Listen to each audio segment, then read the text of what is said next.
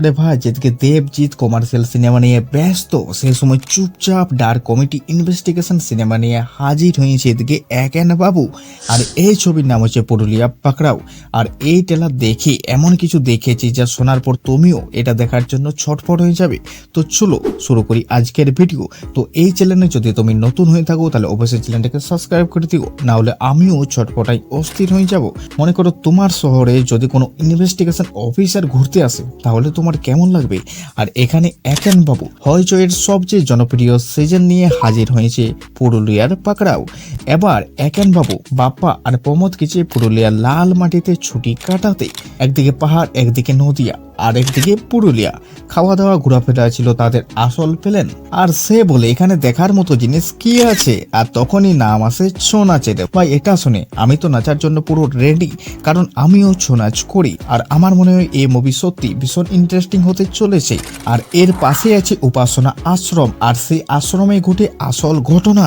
আর এই আশ্রমে চলছিল পৌষ পরব, আর সেই আশ্রমেই পান্নার হার চুরি হয়ে যায়।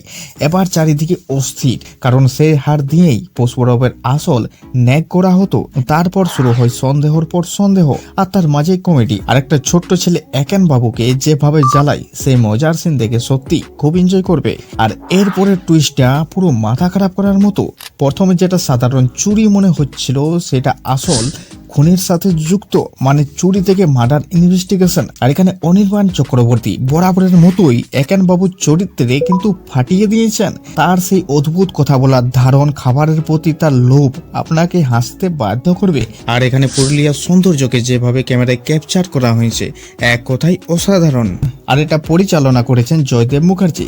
এবার প্রশ্ন হলো একেন বাবু কি এই তথ্যের ফাঁস করতে পারবে? আর এইসব টান নিয়ে পুরো মুভিটা উত্তেজনায় ভরে উঠবে। তো ফাইনালি এই রিভিউ দেখার পর তুমি মুভিটা দেখবে কিনা অবশ্যই কমেন্টে জানাও।